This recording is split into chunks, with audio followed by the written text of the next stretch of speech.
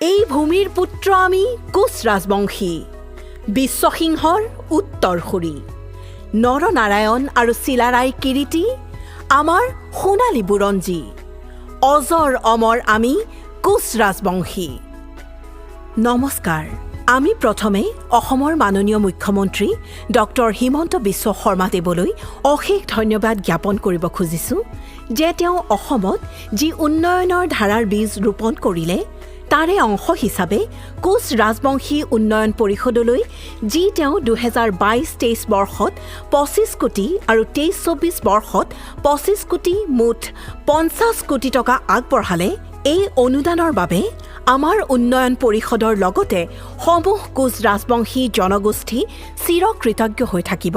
কোচ ৰাজবংশীসকলৰ জাতীয় ঐতিহ্য আৰু অসমৰ গৌৰৱ বিশ্ব মহাবীৰ চিলাৰায়ৰ আদৰ্শ আৰু নৱ প্ৰজন্মৰ মাজত সুন্দৰভাৱে সংস্থাপিত হোৱা সহায় আৰু সহযোগিতা আগবঢ়াব পাৰিব।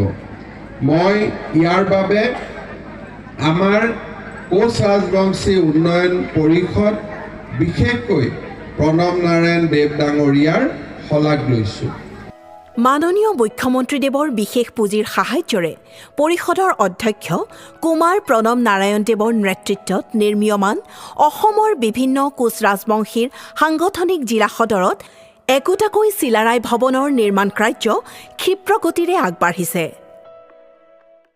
2022-23 বৰ্ষত মাননীয় মুখ্যমন্ত্ৰীদেৱে প্ৰদান কৰা 25 কোটি টকাৰ এককালীন ধনৰাশি বিভিন্ন উন্নয়নমূলক কাৰ্যত ব্যয় কৰিছে। কোচ ৰাজবংশী উন্নয়ন পৰিষদে এই সাহায্যৰে 8টাকৈ চিলাৰায় ভৱন নিৰ্মাণৰ কাম ইতিমধ্যেই আৰম্ভ কৰিছে।